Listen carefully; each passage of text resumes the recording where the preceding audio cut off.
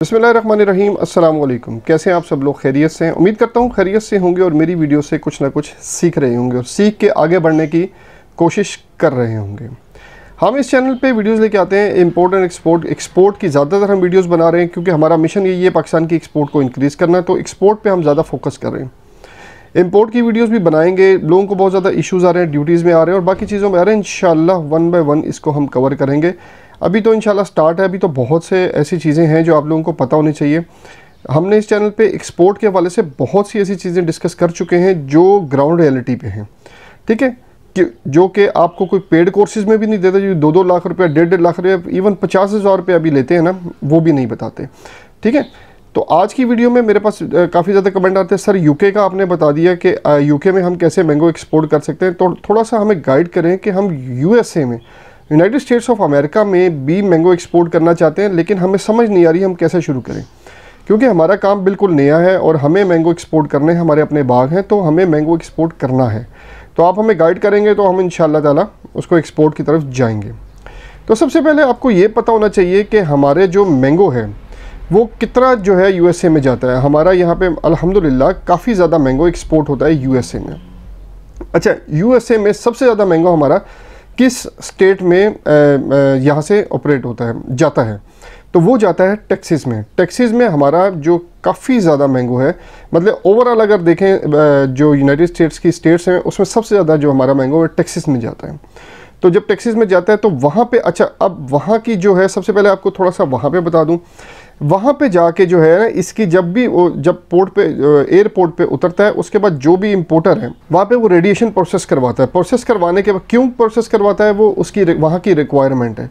वहाँ की रिक्वायरमेंट के बाद ही वहाँ से पोर्ट से तो निकल आता है, वो उनको जो है अपने वो रसीद दे देते हैं। उसके बाद जो करवाने के बाद प्रोसेस करवाने के बाद जो है वो हम तभी मार्केट में आता है, ऐसे वो मार्केट में नहीं आ सकता। अच्छा, अब बात करें हम पाकिस्तान से कैसे भेज सकते हैं। देखें, पाकिस्तान से अब डिफरेंट किस्म के जाते हैं मैंगो, सिंदड़ी भी जाता है, अनवर अठौर भी जाता है, वाइट चौंसा भी जाता है। जो सबसे ज़्यादा डिमांड है ना वो सिंदड़ी की और वाइट चौंसे की है। तो अगर हम देखें पैकिंग की बात करें तो पैकिंग इसमें जाती है 2 kg की, 3 kg की, 5 kg की, as per demand of the importer. तो इम्पोर्टर की डिमांड के मुताबिक जाता है। अच्छा, अब आपको कुछ चीज़ें पता होनी चाहिए कि ये आया कि ये जो है इसको हम यहाँ से कैसे इसको भेजेंगे, और प्रोसेस बताता हूँ आपको। इसका प्रोसेस क्या है? इसका प्रोसेस ये है कि देखें, सबसे पहले वहाँ पे FDA food and drug authority से इसको रजिस्टर होना चाहिए। अब वो रजिस्टर कैसे होगा? वो तो 10 मिनट लगते हैं रजिस्ट्रेशन में, अगर आपके पास पैसे हैं तो रजिस्ट्रेशन में मैक्सिमम 10 से 15 मिनट लगते हैं। दूसरी बात यह है कि जो एक अदारा है NPPO, ये पाकिस्तान में ही है, तो इससे रजिस्टर होना पड़ता है। ये FDA ने इसको ऑथराइज़ किया हुआ है पाकिस्तान में। यहाँ से आपको जो है प्लांट प्रोटेक्शन सर्टिफिकेट जो है NPPO इशू करेगा। अच्छा, अगर आपके अपने ऑर्चर्ड्स हैं वो भी FDA से अप्रूव होने चाहिए, ठीक है।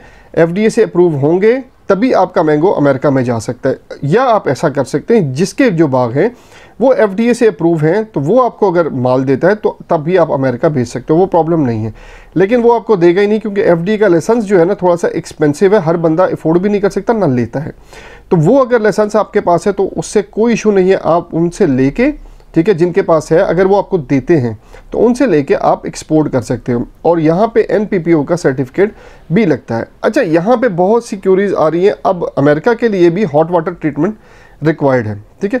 अब हॉट वाटर ट्रीटमेंट होती क्या है? ये एक प्रोसेस है जिससे जो है वाटर को हॉट किया जाता है, उसकी ट्रीटमेंट की जाती है, उसके बाद एक्सपोर्ट किया जाता है। अच्छा, ये करते कैसे हैं? सबसे पहले जो है बाग से प्लकिंग होती है, ठीक है। प्लकिंग होने के बाद ये फैक्ट्री में आता है। फैक्ट्री में आने के बाद इसको वॉश किया जाता है। अच्छी तरह वॉश करने के बाद इसको जो है, अच्छी तरह वॉश करने के बाद इसको एक वाटर टैंक में डाल दिया जाता है, जिसकी कैपेसिटी जो है ना 4 टन तक की होती है। उसमें 48.2 डिग्री सेंटीग्रेड के से इसको 72 मिनट के लिए इसको ट्रीटमेंट किया जाता है। ट्रीटमेंट करने के बाद इसको वहाँ से निकाल के जो है आपको ड्राई कर लिया जाता है। ड्राई करने के बाद इसको जो है रूम टेम्परेचर पे इसको कोल्ड किया जाता है, इसका कूलिंग प्रोसेस होता है। उसके बाद इसकी पैकिंग होती है। पैकिंग करने के बाद इसको आप कोल्ड स्टोरेज में रख लेते हैं। ये हॉट वाटर ट्रीटमेंट है। अच्छा, अब बात यह है कि USA के लिए तो समझ आ गई। पहले हम यूएसए को डिस्कस करें। अब यूएसए में जब आप पहुंचा देंगे, ये सारा ट्रीटमेंट आपने कर लिया, एफडीए से आपका ऑर्चर्ड वाला अप्रूव्ड है, अब आपने वहाँ पे पहुंचा दिया, तो अब ड्यूटी क्या लगेगी? अब ड्यूटी जो है 6.6 सेंट जो है पर केजी पे चार्ज करते हैं वो, ठीक है, 6.6 पर केजी पे वो चार्ज करेंगे इंपोर्ट ड्यूटी। बाकी कस्टम क्लियरिंग एजेंट आपको बाकी मजीद क्लियर कर देगा जब आप इंपोर्ट कर रहे होंगे वहाँ पे। तो यूएसए में भेजना कोई ऐसा मुश्किल काम नहीं है, कोई वो नहीं है, डिफ़िकल्टी नहीं है। अगर एफडीए अप्रूव्ड है, यहाँ पे काफ़ी ज़्यादा है, ऐसी बात नहीं है कि यहाँ पे एफडीए अप्रूव्ड यहाँ पे वो नहीं है। इन लोगों के पास लाइसेंस भी है, हमारा एक्सपोर्ट हो रहा है मैंगो बहुत ज़्यादा पाकिस्तान से बाहर। हाँ, ये है कि अगर आप वो टांग ना खींचे कि नहीं यार मेरा कंपटीटर आ गया, ये हो गया, वो हो गया, वो एक अलग बात है, जो कि एक जेलसी फैक्टर तो हमारे यहाँ पे बिल्कुल है कि अगर हम एक्सपोर्ट कर रहे हैं तो ये आ गया तो हमारी एक्सपोर्ट रुक जाएगी।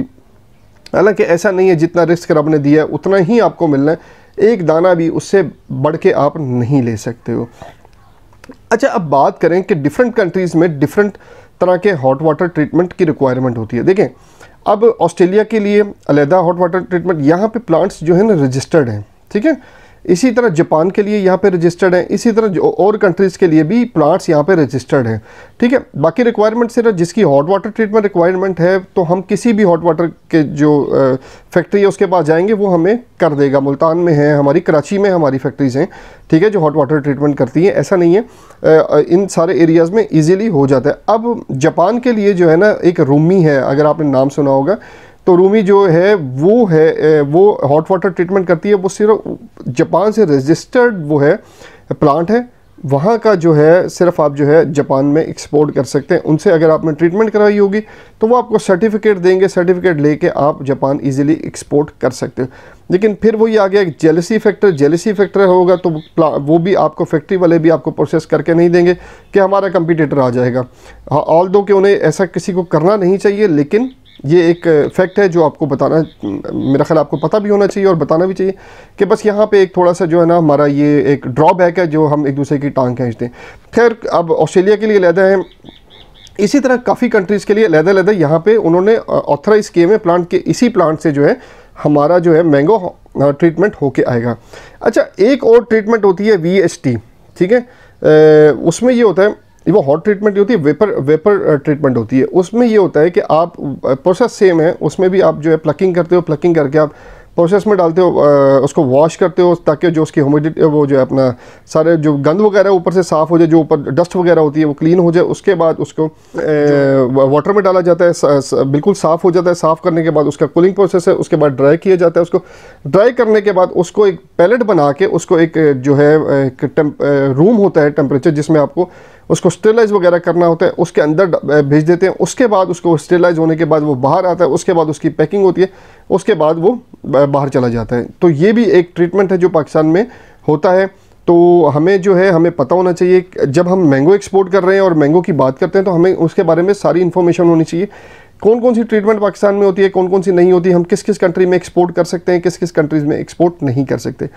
अच्छा, सबसे जो मेजर मसला आता है ना यहाँ पे, अब ये तो चीज़ें हमने बता दी, अगर ये सारी चीज़ें आप प्रोवाइड कर सकते हो या आप कर सकते हो यूएसए के लिए, तो डेफिनेटली बहुत ज़बरदस्त मार्केट है, प्रॉफिट मार्जिन हाई है, ठीक है। क्यों प्रॉफिट मार्जिन हाई है? क्योंकि हर बंदा एक्सपोर्ट नहीं कर रहा है। हर बंदा कहाँ एक्सपोर्ट कर रहा है? गल्फ़ में कर रहा है। गल्फ़ ईजी एक्सेस है, अमेरिका आप जाने का लिए आपको वीज़ा लेना पड़ता है और इतना टाइम लगता है। गल्फ़ में उठे आप, सुबह उठे, शाम को आपको वीज़ा लगा होता है और हो सकता है आप रात को फ्लाई कर जाओ, ठीक है। तो इसलिए कंपटीशन इन एरियाज़ में कम है। ऐसी एरियाज़ को टारगेट करें जहाँ पे कंपटीशन कम हो।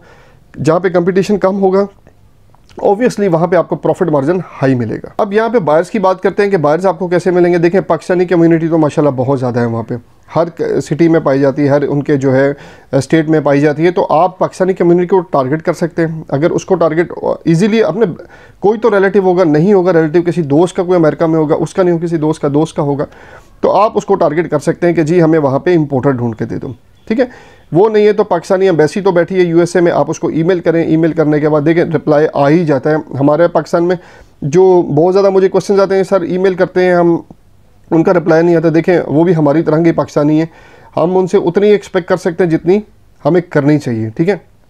जितने हम जितना रिप्लाई हम खुद देते हैं उनसे भी उतनी रिस्पेक्ट करनी चाहिए, क्योंकि वो भी हमारे पाकिस्तानी हैं अल्हम्दुलिल्लाह। ठीक है, आपका काम है उनको ईमेल करना, ईमेल करके उनका रिप्लाई का वेट करना। आ भी जाता है, सम टाइम बिजी होते हैं तो नहीं भी आता है, लेकिन ज़्यादा उम्मीद है कि आ जाता है।